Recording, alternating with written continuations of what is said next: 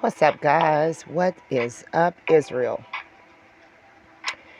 I got a bonus for y'all this week. Oh, yeah. Y'all see that picture in the back? Interesting stuff, y'all. Who has noticed that that's my favorite word, guys? Who's noticed? I'm always like, ain't that interesting? I guess that is my catchphrase. I started out telling y'all I don't have no catchphrases for y'all, Israel. And I don't feel like I do. But I darn sure do say interesting enough. Well, guess what? This is real interesting, guys.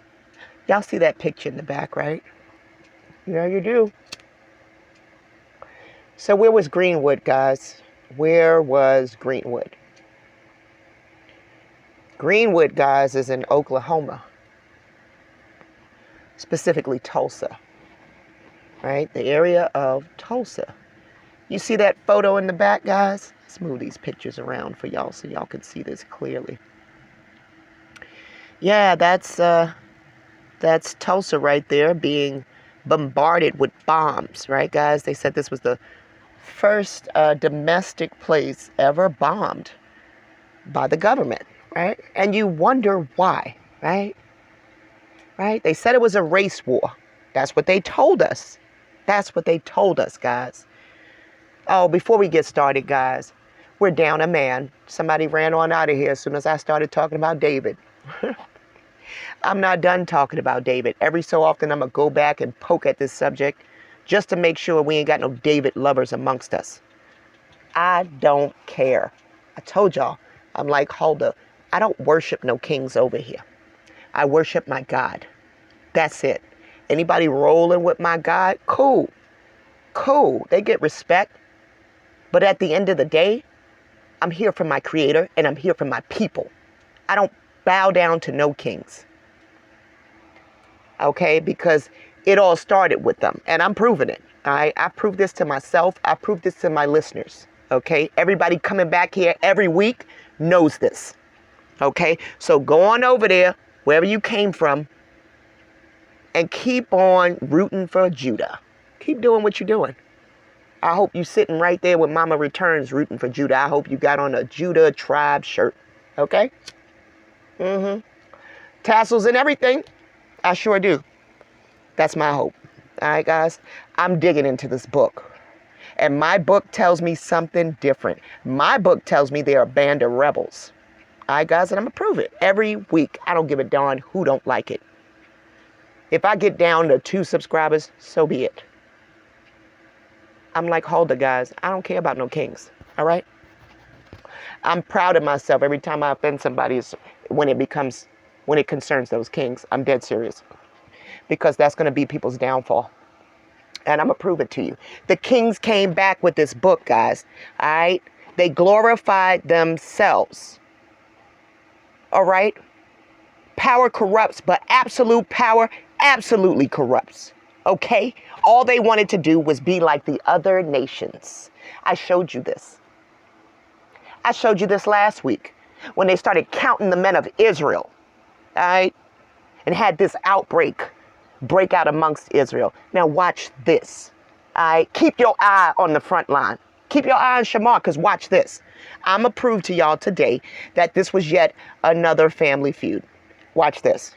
Let's get into it, because it's going to be a long one, guys. I'm revved up. Anytime I see somebody bail, it just gives me more confidence that I know I'm doing the right thing. All right, guys? So I had time off. I wanted to dig into this story like never before, because I knew there was a story here that they just wasn't telling us. Now watch this. First, guys, I want to open up with the Torah. I can't never do nothing different. But I want to do this because I done told y'all there was a law for this land. And we were the custodians. Wake up, Israel. Watch this. We're going to go to Isaiah 24, 3-5. Let's watch this. When the custodians ain't at the wheel, let's see what happens, guys. Let's see what happened. All right, according to the Creator, right here in Isaiah 24, 3-5, the earth shall be utterly empty and utterly plundered. Do you know what plundered is? That's to be robbed. Who's robbing the earth, guys? Who's doing it? I'm going to show you. All right, it's going to be plundered. For the Lord has spoken this word. The Creator knew this was going to happen. The Creator let it go, guys. I'm trying to tell you something. Our own sins brought us to this. We have to stand back and watch others plunder the earth and desolate it. Watch this. The earth mourns and withers. The world languishes and withers. The highest people of the earth languish. The earth lies defiled under its inhabitants, for they have transgressed the laws, violated the statutes, broken the everlasting covenant. All right, guys. What law are they talking about right here? What law is being spoken of? What statutes? Huh? See, when Shamar say this stuff, though, everybody try to act like, oh, this is just some deranged lady in the middle of the daggone, in the desert somewhere. Yes, I damn sure in this desert. Yes, I'm a little old lady out here. Maybe I don't want to say I'm old. I'm 46, guys. But let me tell you something. I don't stop picking up this book for y'all and connecting our history to this damn book. And I'm talking about Israel's history. I don't give a damn about no wayward tribes. All right? Mama gonna deal with that when she get back. I can't wait. But pay attention. Who had statutes, guys? Who had an everlasting covenant? And this says it's broken. Okay? We got a problem here. We know who had this covenant. We know who had these statutes, and we know who had these laws. So stop playing games with yourself. This is about you, Israel.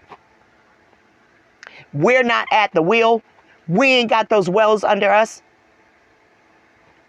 Society has ran amok, purely focused on greed. I'm going to show you. Watch this. But the Creator's going to deal with that. Soon as the Creator gets back, guys, check this out. Look what Ezekiel says. Ezekiel 20 and 38 says, and I will purge from you the rebels. Ha! What did I tell you? Huh? Look up that rebel flag. Okay? They are happy to let you know it's a rebel flag. Okay? The only thing was, you didn't know that Judah was behind that rebel flag now, did you? Right, guys? But who showed you that? Right here on this damn front line. I keep showing y'all stuff, man. Mother got me in the clutch. I keep showing y'all stuff. And I don't have any doubt that it's not going to stop coming. Watch. I'm going to keep on showing y'all. Check this out. Let's see it in another translation. As I faced your parents. Oh, I never finished the top translation. I'm sorry. I'm getting wound up, guys. Check this out. Let me go back. I will purge from you the rebels and those who transgress against me. Who do you think is I'm trying to highlight that. Who do you guys think has transgressed against the Creator? Could it be Judah? Judah with the pen claiming, oh, David's going to be doing that. Do you know what that sound like? That kind of sound like a JC character now to me, now that I think about it. Judah had that pen, guys. Judah had the book when they came back. Israel is no more. So what are we reading? Huh? We're reading what Judah left us to read. All right, guys? Go look it up. They're going to tell you when the book came back, it was bought by them. Okay? The return of Judah, those that returned from out of Babylonian captivity. You know, Israel was in Assyrian captivity, right? Judah's best friend came and raided the fucking house, guys. I almost missed that word because my phone went off. Judah's friends came and destroyed their family. Judah did that. Look what it's saying, man. I will bring them out of the land where they sojourn, but they will not enter the land of Israel. Thus you will know that I am the Lord. So who you think they talking to right here, if not Judah? Huh? Check. I'm going to read it again for y'all. For everybody that want to claim, I'm tribe Judah. For everybody that want to claim, oh, yay, King David. Keep on. I'm trying to show y'all something. Watch this. I don't care what anybody else taught you. All right? Go back and read this for yourself. And then come and tell me I'm making this up. Watch this. I'm going to read it in full. And I will purge from you the rebels, those who transgressed against me. I will bring them out of the land where they sojourn, but they will not enter the land of Israel. Thus you will know that I am the Lord. Huh. Yeah, that's coming, guys. That is coming for Judah. Okay, Judah. I like this one, the message. As I faced your parents with judgment in the desert of Egypt, so I'll face you with judgment. I'll scrutinize and search every person as you arrive, and I'll bring you under the bond of the covenant. I'll cut out the rebels and traitors. All right? You want to talk about Judah, you talking about a traitor of your own people. Okay? Right there. There's that word traitor for you. I'll lead them out of their exile, but I won't bring them back to Israel. Then you'll realize I am God. Okay? Yeah. It's going to pop off, guys. Watch what I tell you. Y'all better learn the error of your ways, and you better do it quick. Took me a while, too, because I was David. Yay, King David. Like an idiot, okay? Because I didn't take the time to read this book for myself with a judgmental eye, guys. Watch this. Now, I'm going to bring y'all to Why We Talking Oklahoma. All right, guys? Let's do it. I'm going to bring y'all to Why We Talking Oklahoma. Oklahoma's state name. The name Oklahoma is based on Native American Choctaw word Oklahoma, which translates as red people, guys, right here. Sorry, I pressed the wrong one. Red people, guys. All right. Recorded history for the name Oklahoma began when the Spanish explorer Coronado in 1541. Sorry, I'm having major tongue slips today. 1541 on his quest for the lost city of gold. All right, guys. We thought this was literal gold they were looking for. I'm going to prove to y'all it wasn't no damn literal gold. Watch this shit. Oklahoma became the 46th state on November 16th, 1907. Why is that important? And why are we talking Choctaw? And why are we talking Oklahoma? Let me show you. Okla. Did y'all know that Okla was a translation that goes back to Hebrew? I didn't either. But I got time, y'all. So I researched these things. Okla. Oak law. Says food eating, object of devouring, consuming by what? Wild beast in fire of judgment. Uh-oh. It's being consumed. Didn't I tell y'all that the earth is being plundered? Right, guys? So we're hearing that wild beasts are devouring. Okay? Interesting that would be tied to the name Oklahoma. All right, guys. Now let's get into why it matters to Israel. Watch this. Local legacies. When they started talking about these race riots, guys, they kept saying Tulsa is Black Wall Street. Right, guys? They said there was a Black Wall Street. So on Wall Street, right, guys, what do they trade? Stocks, commodities, right? So wouldn't they have had to have been trading stocks and commodities or some sort of resources on Black Wall Street? All right? They just kept saying this was the richest, most prominent place. But they never told us why, right? They're going to give you some BS. I'm going to open the New York Times later on. So fair use for the purposes of education and damn well criticism. I'm going to open that later on and show you. They're not going to show you what I'm showing you is the reason behind the quote race riot. But I'm going to show you something before we get to what they're going to try to tell you. Watch this. I'm going to show you what it was all about because I had my suspicions, guys. And I'm glad I did because check this out. Local legacies, guys. This is on a website called Local Legacies. Oklahoma Native American. Tulsa, Oklahoma. Okay, guys, two things just happened in this article's title already. All right. They called the folks in Oklahoma the Native Americans. Why is that important? because they kept saying we got attacked in Tulsa, Oklahoma. Right, guys? All right. Black Wall Street. And they also tell you right here that in Tulsa, it's the oil capital of the world. All right, guys? Don't let that get lost on you. It's the oil capital of the world. Let that sink in. So now, do you got an idea of what was being traded? Quite possibly in Black Wall Street before they came along and took over ownership and control of these oil fields? I'm going to prove it right here on this front line like I always do. Watch this. A film produced in 1998 by the Oklahoma Heritage Association. It traces the terrain, the history, and human spirit that defines Oklahoma. It is a celebration of the land and its people, following the forces that shaped Oklahoma State. Character from the red earth and raw ambition. The film documents the experience of Oklahomans from every part of the state and every walk of life. Also part of the project is a narrative on Tulsa, oil capital of the world. The first oil was struck in Tulsa in 1901.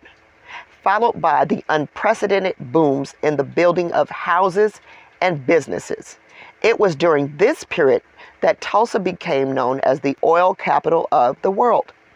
By 1907, Oklahoma had received statehood, and the population had surged from 200 to 1882 to 7,200 in 1920. All right, guys. So the state is growing, right? It's telling us that the state is growing. They found oil. All right. And they also told us it's the oil capital of the entire world. It didn't say the state. It didn't say the regional area.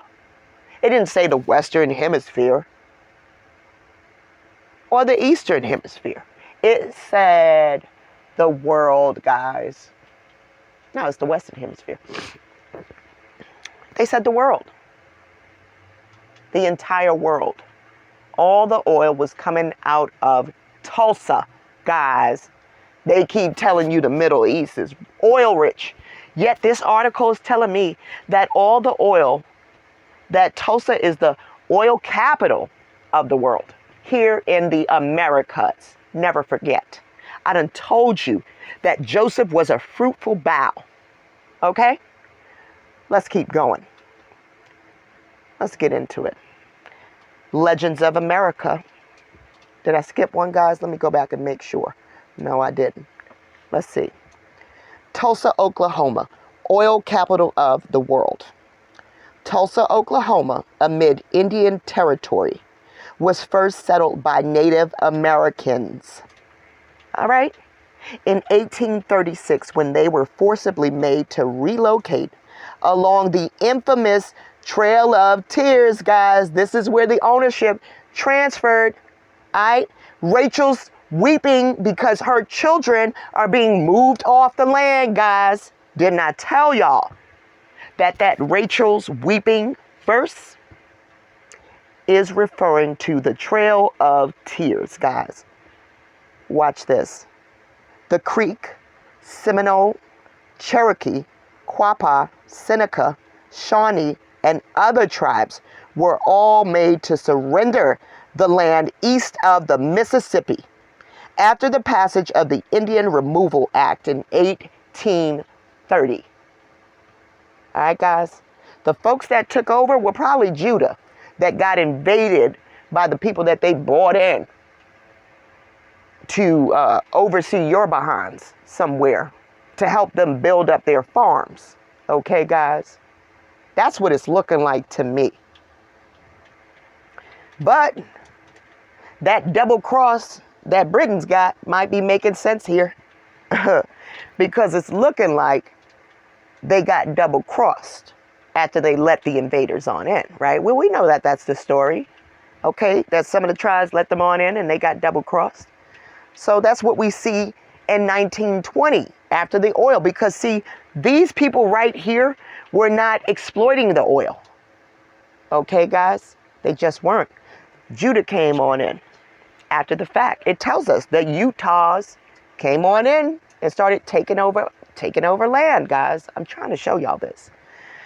All right, guys, let's keep going. Each of the larger tribes were given extensive land holdings. And what did I just say? What did I just say, guys? They're telling you. And the Indians began new lives as farmers, trappers, and ranchers. What did I tell you? For many, the journey ended beneath the branches of the council oak tree located on the east side of the Arkansas River. Some call their settlement Tallahassee, while others use the Creek Indian word Tulsa, which meant Old Town. For the next 25 years, they would lead a peaceful life as a primarily untamed wilderness. Wild beasts, guys, did not connect Oakland with the wild beasts, with only a few white settlers. Okay? So they came in, moved off the tribes that was protecting the land, and took over. Is that not what I showed you? Huh?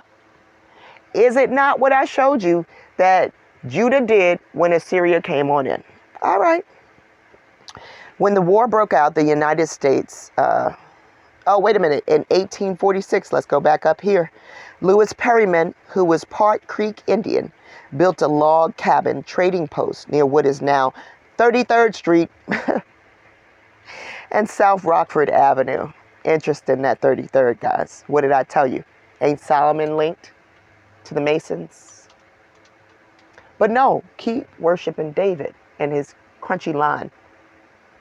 Sons of Belial. Keep on doing it. The Torah told us that he was the son of Belial. So you keep on doing it. I'm going to be over here waiting for my creator. When the war broke out, the United States abandoned Indian territory, sending its troops to war against the Confederate forces. Went back to war against David. The Creek Indians were torn as to which side to support. Many believed they should move north to Kansas, where they could seek protection. However, when they gathered their families and possessions, a force of Texas cavalry and Confederate Indians attacked them. What? Did they just say Confederate Indians? Did you know that there were Confederate Indians, guys? Judah, check it out. Now they're going to do me a favor and link what I told you, that Judah was Confederate, that the Utes were Confederate. Let's keep going. The Battle of the Round Mountain was fought northwest of Tulsa, the Round Mountains. Guys, is this the Everlasting Hills? I wonder.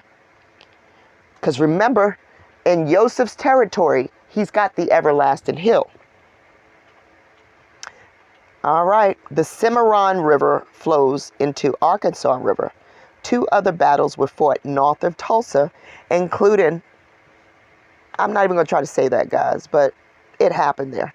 The surviving Union Indians. Did you know that there were Union Indians? Huh? This is getting real interesting, guys. Are y'all starting to see this as the same damn war?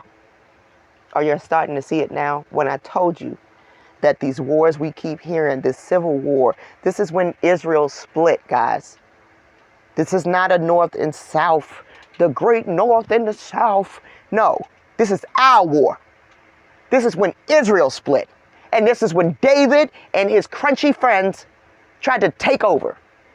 Then he put a bastard son, okay, on the throne. And you want to worship him? Knock yourself out. This is the same war. They moved into Kansas near the Fort Scott area. Eventually, the Creek Indians enlisted 1,575 men in the Confederate armies and 1,675 men in the Union forces. After the end of the Civil War, the Creek Indians returned their homes in Tulsa area. A United States census taken in 1867 showed that the Tulsa area had a population of 264 Creek. After the Civil War, numerous outlaws began to take refuge in Indian territory, which was not yet subject to any white man's jurisdiction, wreaking the relative peace of the civilized tribes in the area. Indian Territory soon became known as a very bad place where desperados thought the laws did not apply to them, because they damn sure didn't. This was our land. Why would these laws apply to us? It's not desperados. Attempting to tame the wild frontier, President Grant appointed Judge Isaac Parker to rule over the federal district. So they put this crunchy guy right here as a judge over everything. We had judges first. The district we're right here, jurisdiction. Now, he's a Smith. Now, I want you to know that in Fort Smith, Smith leads back to the word Canaanite. Sorry, he's a Parker, but the fort is a Smith. Parker's tenure began in 1875. Let's go on down here. It would earn him the nickname the Hanging Judge as order was restored to the area. As more and more white settlers began to move into Indian Territory, the government would break its permanent arrangement with the Native Americans. Now, see, this is where they double-crossed them. All right. The tribes were forced to accept several new treaties, which further limited the land that they each held. All right. So go ahead and y'all do your research. I'm not trying to bore y'all to death. All right. Y'all need to go ahead and get this going. It says right here, I like down here. Let's fast forward. In the beginning, because Tulsa was located in the Creek Nation. Where'd it go? Oh, right here. It had no legal government or taxes, no public school, water systems, or street regulations. Tulsa was considered a wide open town, okay?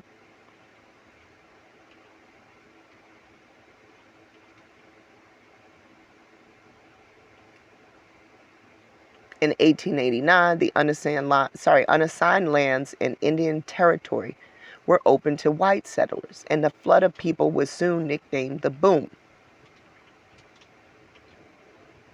Says in 1895, a federal judge of the First United States Court.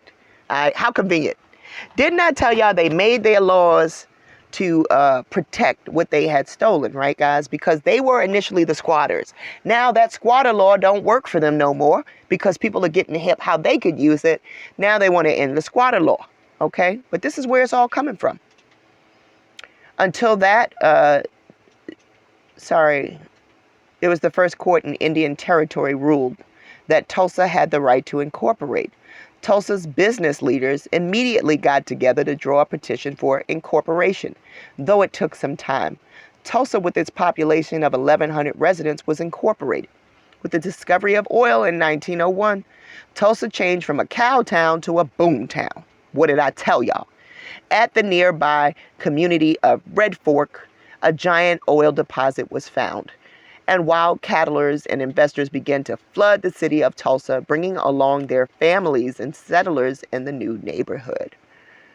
All right, guys. So I'm trying to show y'all guys that these wars, it's all been about oil, guys. It was not about anything else. All right, guys. And there was a Black Wall Street. Well, we know it wasn't Israel on the Black Wall Street.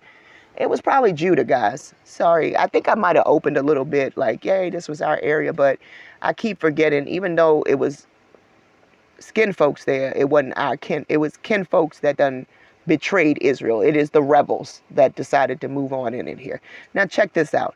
I pulled up this article a century ago. A prosperous Black neighborhood in Tulsa, Oklahoma, perished at the hands of a violent white mob. All right. This is a case to me of the prisoners overtaking the guards, if that makes sense to me, to y'all guys. That's what this is looking like. All right. Because there's a lot of history where they will say themselves, we came over as slaves. I'm trying to tell y'all something. I just think they got the might together, their military might together, to overcome Judah. So watch this. And they're going to show you different houses, right? I'm going to show you different houses. All right. America's Black Wall Street. Greenwood was so promising right here. So vibrant that it became home to what was known as America's Black Wall Street. But what took years to build was erased in less than 24 hours by racial violence. Okay? Hundreds of Greenwood residents were brutally killed right here, guys. Their homes were wiped out. Homes and businesses wiped out. They were casualties of a furiously, heavily armed mob of looters and arsonists. One factor that drove the violence, resentment towards the black prosperity found. Remember, this ain't Israel, though. All right? These are the people that took it from a cow town to a boom town. So this is probably Judah. Once Judah got a hold of it and took it away from Joseph, decided to pillage the land, right? They broke the covenant. So the Creator allowed this mob of people to overtake them even. Okay? It's really interesting. All right. Oh, I don't want to leave this article because I want to show y'all how they're going to show you some of the rich things that were here. All right. Now check it out. 70 businesses operated. All right. You had Earl Real Estate, the Oklahoma Sun, Byers and Anderson. I'd like to look up some of these names in the oil database, guys, because I bet you they're still in there. Mary Jones. All right. Some of these names are going to still be in there. Trust me. Gentry. They're going to show you railroads, theaters, hotels, newspapers, doctors, barbers, restaurants, and professional offices, right? But they're not going to show you these oil wells because at this time, Tulsa is the oil capital of the world. So why are we not seeing the oil wells? Interesting. You could shop little silly stuff like you could shop for groceries. There was a theater. They're not going to tell you there was what they were trading on Black Wall Street, though. I find this really interesting. I'm going to take you for a tour. This is the New York Times, guys. The Tulsa Waffle House. Now, you know who was there, guys. Y'all know who was there. You know, they're just going to keep showing you random buildings, you know. But they're not trying to show you them oil wells. See, they got this family here, the Williams. They had an entrepreneur spirit. I bet you these were Judah. Good old Judah. Angry at his brother because his brother was protecting the land. His brother was keeping the covenant. What do you know? Look, different buildings. Do you see any oil wells, guys? You see any oil wells? See these random buildings? They ain't trying to tell you what they was doing in these random buildings. They ran a shoe shop. Lion. There wasn't no daggone shoe shops. A.J. Silverman. Lion. Oil was booming here at this time, guys. Where are the oil? Yeah, they own hotels. Where was their money coming from? For them to buy these properties. Where was these people money coming from? For them to be able to afford all of these properties. The key places are shown in orange, but they ain't trying to tell you what was going down at these key places. How did we get these key places? Booker T. Washington School, Mount Zion Baptist Church. What do they know about Zion at that time, guys? What do they know? Look at this. They're not trying to tell you, guys. Greenwood's in Tulsa. They're going to tell you it was plumbers, carpenters, painters, machinists, barbers, and tailors. Laborers.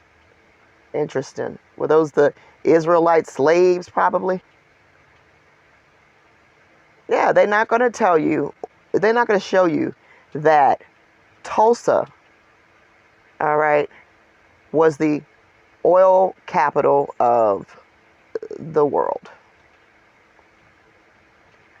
So where are the oil fields, guys, in that article where they showing us the shoemaker and the baker and the barber? Where the oil fields at? They ain't trying to show you them. They are not trying to show you what was going on. They're going to try to tell you that this race riot started it all. They will admit that this was Black Wall Street, though. But what they will not admit was what was being traded on Wall Street, guys. Remember, I showed y'all. Let's go to YouTube for a second, guys, because I just want to go to my community page. Remember I showed you guys what happened to my library? On the community page. Oh, I erased all of my cookies today, guys. I showed y'all on the community page that the Choctaws have energy. They are getting royalty checks off of energy companies that they themselves own. Okay, guys, I showed you this. They got to get their cut. How did that come about? I done showed y'all right here. This is nothing but Choctaws, all right, getting that money. Do yourself a favor, guys, and read this. Mobs of residents attacked residents. They said that they were envious. Okay?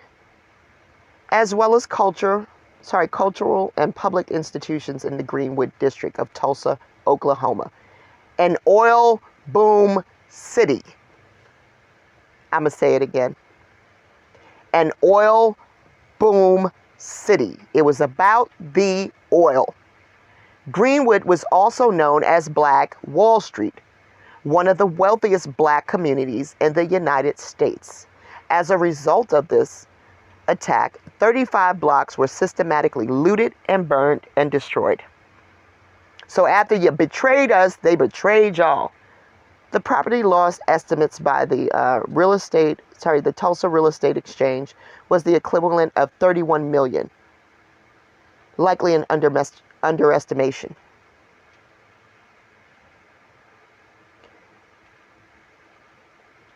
You guys got to read this. It says no insurance claims were honored, according to the Red Cross reporting. Yeah, y'all better get into this article. Let me see. I needed to open that up so y'all could get the title.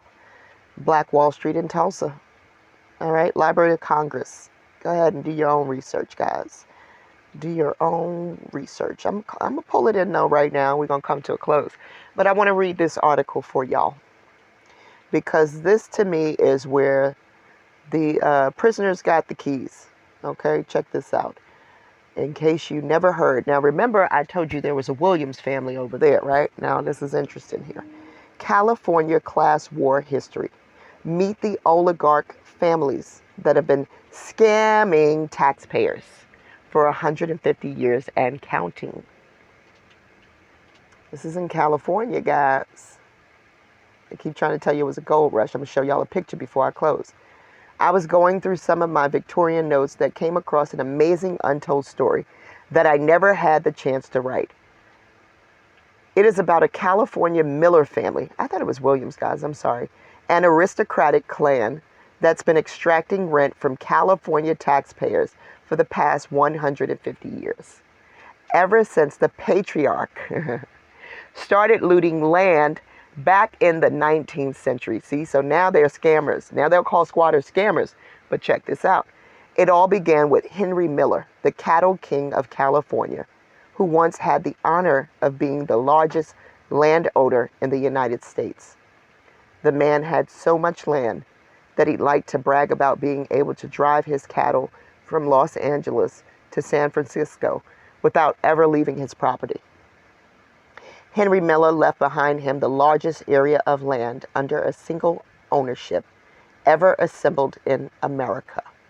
Probably the world. So they're saying this family has more land than anybody in the world has.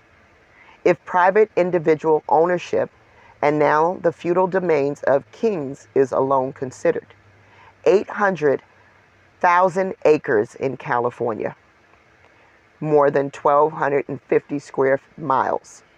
Nearly as much in Oregon and half as much in Nevada, constituting the entire holdings of Miller and Lux Incorporated. All right. Let's keep going down. It says here the man had amassed his incredible, let me show you where we're at, land fortune, all right, in the railroad days, supplying the hungry gold rush crowd with natural fed, grass-fed beef in exchange. Where do you think he got these cows from, guys? You think when they ran the people off of Tulsa that were the cow people, right? That was probably Joseph's children off. Do you think this guy here probably stole the cows while they were leading off Rachel's children while she's weeping off that trail of tears, guys? Quite possibly, right? It says it's been 100 years since the empire. All right.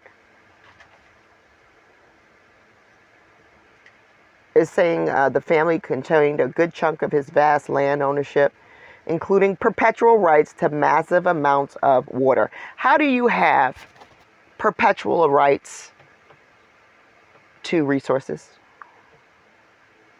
Part of the Miller clan is now sitting pretty, right? Just by exploiting and selling their hereditary water rights on the California water market for millions of dollars a year.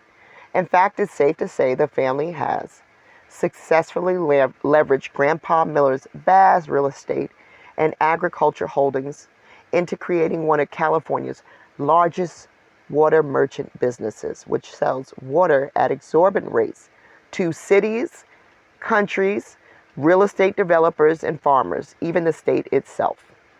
All right?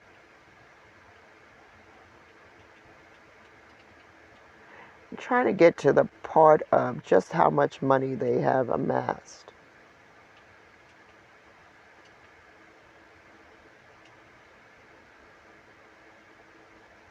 Wow, he had his hands in the San Jose River. That runs right through here, right through Arizona, guys.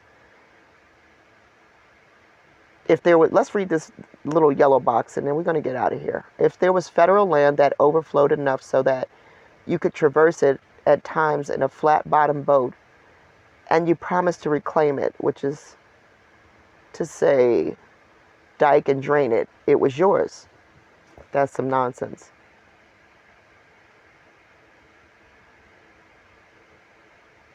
And you promised to reclaim it. Wow.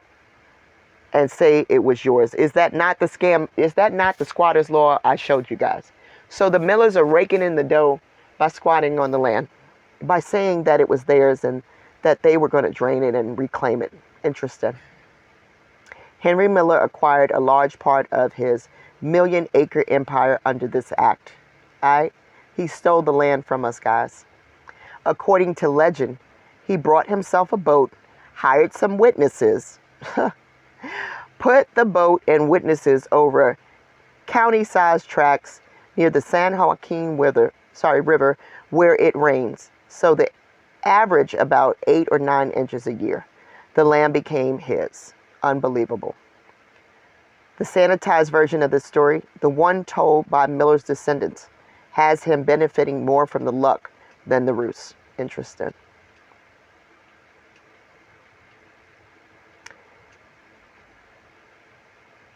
They're saying it's foresight and fraud that they commit, okay?